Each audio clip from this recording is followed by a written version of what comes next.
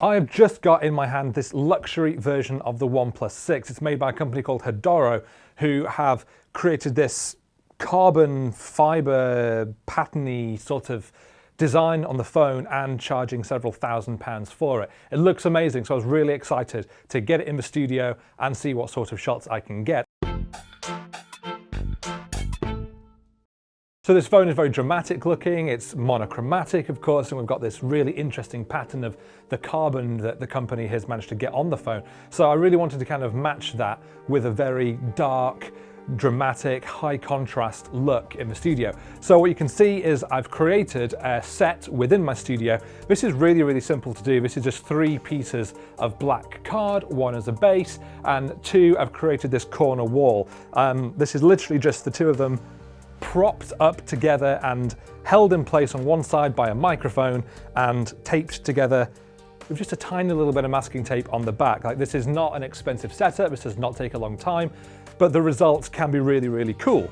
So I do want this very dramatic single light look, so I am just using one of my Godox AD600 Pro Studio strobes. I've got a reflector dish on the front of this, and I put this grid on here, which, as you can probably see, or maybe not, just restricts the spread of light when it fires out. So it really focuses this beam of light down on the phone, which creates a really nice shadow on the phone and stops it spilling all over the backdrop that I've created.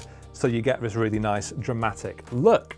So thankfully this light has got what's called a modeling light on it, which means that it has a continuous beam coming out, which is nowhere near as powerful as the actual flash, but it does help me just have a look at where the light's going to fall. So as you can probably see, as I move it around on here, you can see how the shadows change on the phone, how the light spill changes on the background. You get a really good idea of where this light is going to fall.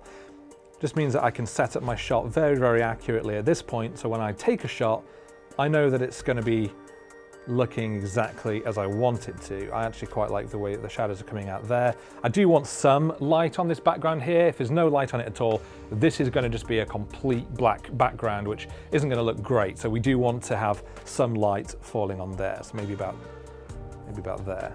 So I'm shooting on my Canon 5D Mark IV, which I've got on my Manfrotto studio tripod. This thing is really, really solid. So there's no movement in the camera when I'm actually trying to take the shots. I shoot in live view for this because you can get a great look of exactly how your shot is going to come out. By shooting like this, you can twist these handles and frame up the shot exactly as you want. Also makes focusing much easier because you can just zoom straight in on the camera on the back of the phone and fine-tune the focus to make sure that it's exactly where you want it. I can also see exactly the composition that I want to go for. In this, I want to make sure that the corner of this wall is coming down right in the right thirds of the frame, which is where the phone is, and we get this really nice shadow coming in, which is ending just before the edge of the photo. So I think this is really, really nice shot. So we're going to start getting our settings right and start shooting. First thing I want to do is turn off my strobe and just take a shot. And great, there's no light in there whatsoever. I want to make sure that my shutter speed is high enough that there's no ambient light affecting the shot. I want to know that when I take a photo, all of the light that's appearing in this shot is light that I have put there, that I have got complete control over. So if we turn the light on and we just take our test shot, now we can see that the phone has been lit and the background is lit, and I know that the only light that's affecting the shot is coming from the light that I've put. Okay, so now what I want to get is a shot of the front of the phone to actually show that it's a OnePlus phone and to show that it's Android. First thing I need to do is make sure that the display isn't going to turn off after 30 seconds because that's quite annoying. So I'm going to get this into position, prop it up with a little bit of blue tack or white tack. Right, so I'm happy with how this looks at the moment, and like before, I've got this nice shadow coming from behind the phone, so I'm going to take a shot and see what we're looking like. Okay, so some things that I hadn't considered there. My shutter speed is so high that there's no ambient light really coming into the scene, which is a problem for the screen because, of course, that is entirely an ambient light source. So by using such a high shutter speed, the screen may as well be off. You can only just about tell that there's some information on there. So my only option now, kill the ambient lights in the room lower my shutter speed even more, which means we have to fall into darkness. Boop. That's in focus, that's in focus. Okay, we'll try this again. Okay, so that's much better. By using a much slower shutter speed, it's allowing the light from the actual display to appear in the shot. So now when we have a look at the shot we've got, we can see that the phone is nicely lit, the background's nicely lit, and you can actually see what's on the screen, which is what we were going for, so that's great. So I think I'm pretty much done here. I think I've got all the shots that I wanted. It's definitely a really, really cool phone. I love this texture, and even just looking at the photos on the back of the camera, I think they've come out really, really nicely. It's been all about just using that one light to get a really dramatic sense to the scene and just fine-tuning the exact positioning and power of that light. So I'm really happy with what I've got in camera, really excited to take these over to Lightroom and Photoshop and see what I can get with them now. Okay, so now we're over in Lightroom and you can see I've already imported my images and I'm really pleased with how these are coming out. If we have a look at this, I love the detail that you get here around the OnePlus logo and on this carbon wave pattern going on. It looks really, really cool. Again here, I think the phone looks great. I love how the background has been put together. I love the shadow coming here. It's all very dramatic, very moody, and I really think it suits the tone of this phone really, really well. Now the shot that I want to do the main edits on is this one here. It's a nice straight on shot of the phone. I think the background looks cool. I really like the way that the light falls around here and it hits this background over in this area, but it's still quite dark over here. So it's a really, really great amount of different tones going on there, which I think looks really, really cool.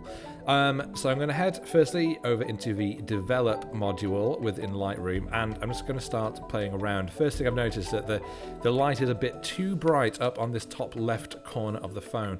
So I'm going to bring that down just a touch. I don't want to bring it down a lot. I still want some of that remaining in there, and what I don't want to do is bring down the light everywhere else in the scene. If you can see, if I bring this highlights right down, then we lose some of that light on the background. You can see what happens on the background if I just bring that up and down there. So I don't want to take that out completely. I just want to take the edge off ever so slightly. So I think there works quite well. So at this point, I would tend to play around with these sliders a little bit and kind of see what looks good. Again, with the shadows, if you bring it down, it gets a bit more dramatic, but then the background fades to black a little bit, and that's not what I want with this shot. I want plenty of background detail to be there to really create the atmosphere in this shot.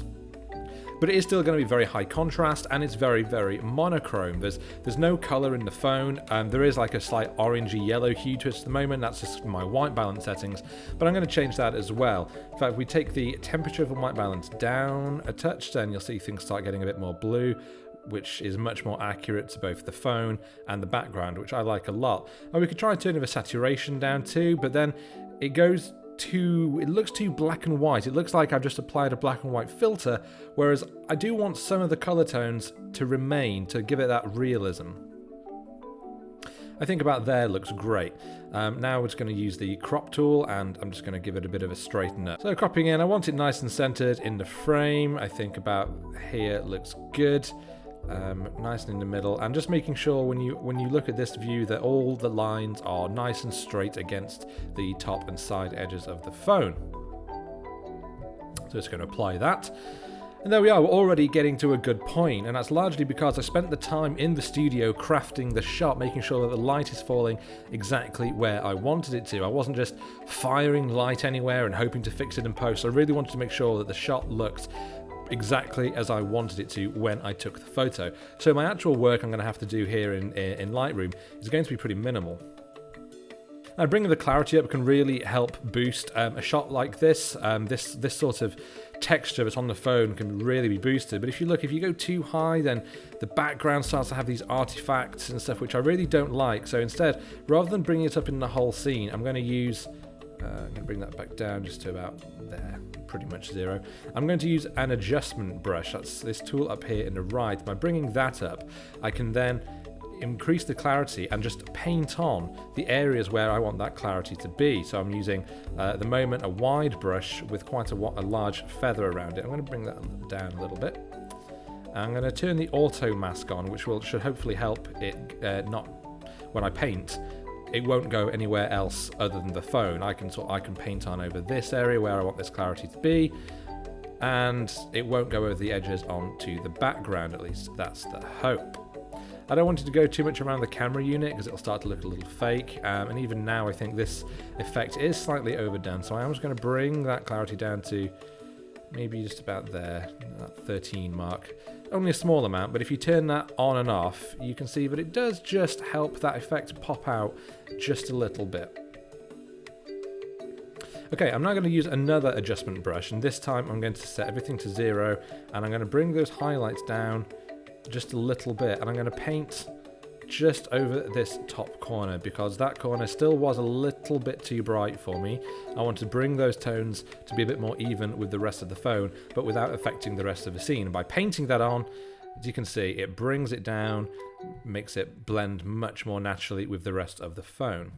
So already you can see, if we look at the back and forth view, a small few edits, but it makes a big difference and it makes this phone look really dramatic. But we're not done yet. There are still a few more things as I want to try. The backgrounds I was using, they're a little bit scuffed in places. There are a few little bits that I wanted to take out. So what I'm going to do now is I'm going to right click, edit in, and I'm going to take this over to Photoshop so I can just clean things up a little bit. Okay, so we're over in Photoshop now, and the first thing I'm going to do is drag this background layer into a new layer. That means that any changes I make to this picture at all, I can always just turn them off and go back to the original shot. Now, hopefully won't need to do that, but there we go, just to be safe. So the first thing I'm going to do is I'm going to use this tool up here. It's called the Spot Healing Brush tool. I'm going to make it bigger to about that size, 50 pixels, and I'm literally just going to paint over this blemish here. And as you can see, Photoshop does the rest. It figures out that it shouldn't be there, and it figures out what should be there instead, and allows me just to literally tap over these. Let's make this a bit smaller as well. Tap over these little bits of dust, little scuff marks, anything else in the scene which basically shouldn't be there. I can go around and basically just click on. It makes everything very easy to do. You can spend more time doing this yourself if you want it to be super clean, which I do. So I'm going to go around and get rid of the rest of these. Okay, that's pretty much it on the backgrounds. Now, if you have a look at the phone, there are a few areas that looks like it could be cleaned up a bit. So if you look here, for example, there's this mark, and there are a few other bits. Like normally I'd take this sort of thing out, and there are bits all over the place. But with this particular product, this carbon effect, they tell me is unique to each phone. So these aren't scuffs. This is actually sort of how this carbon is made. It's layered up and then cut into basically to create the shape of the phone. So these are all natural little marks that you would want to have on the phone. So I really don't want to remove anything which actually is there to give the phone character. The only thing that's not is a little bit closer up to the top. If we zoom in, you see a couple of little bits of dust and grit around the camera unit, which I want to get rid of because I want that to look nice and neat. And these little bits of grit always stand out as white marks against the black surround of the camera. So it's important to take those out to give a good look. Okay, the last thing I want to do here is, and it may be difficult to see, but there is a little bit of what I think is my fingerprint on this camera unit here. You can just see these very faint lines, and they shouldn't be there. Everything should be fading very much to black, as is the rest of it. But that's very easy to fix just by using the brush tool, selecting a larger brush, this size is fine, and then simply taking a color picker of the actual background there, because you see it's not completely black. I don't want to paint black, completely black, because it may show up against the actual tone, which as you can see has a little bit of blue in it, just a touch. So I'm going to select that, and then I can literally just paint over that area very carefully, not wanting to go too far into the camera or onto the sides. But that gets rid of that really nicely. If you look before and after, you can see there, the fingerprint, and then it's gone. But because it is black, it's not affecting anything else. And again, we can do the same with this little smear down here. As I said, most of the time was spent in the studio getting the shot to begin with. And now, with even just 20 minutes of work, less than, I think, we've got a shot which looks pretty neat. So I'm going to go ahead and save that. And that will take me back to Lightroom. And ping, there it goes. And if you just have a look before and after at the editing that we've done, we can see that it has made a big difference. I really like the color tone, I like the contrast on the phone, really brings out this texture but doesn't overdo it. The phone really looks natural, it stands out for exactly what it is, and I really think this shot is a good example of the sort of moody look that I want to achieve. We can have a look through some of the other shots. I did have a quick edit on this one. I went in a little bit of a different direction for this one in that I really wanted to emphasize the darkness. So I have intentionally darkened this background a little bit more in order to make the phone stand out against it, which I think looks pretty cool. Is that actually the one I edited? Yes, I think that is the one I've edited.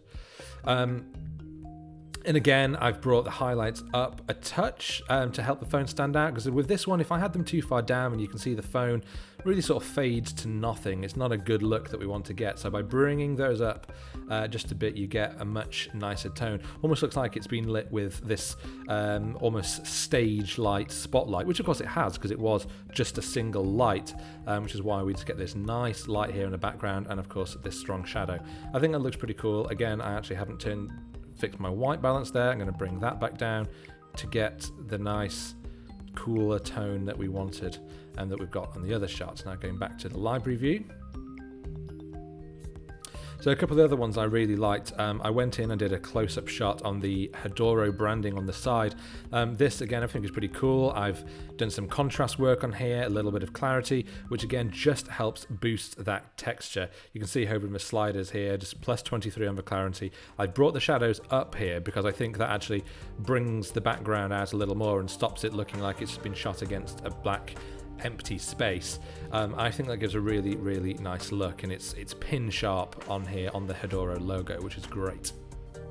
So I'm really happy with what I've managed to get, and I think just by using such a simple setup, these 3 pieces of black card and the 1 light, create this really dramatic, moody shot, which perfectly suits this stark, stylized phone like this. Wouldn't work for every product, but definitely a winner for this. Really pleased with what we've been able to get. So please let us know your thoughts on this shoot in the comments below. Make sure to like and subscribe.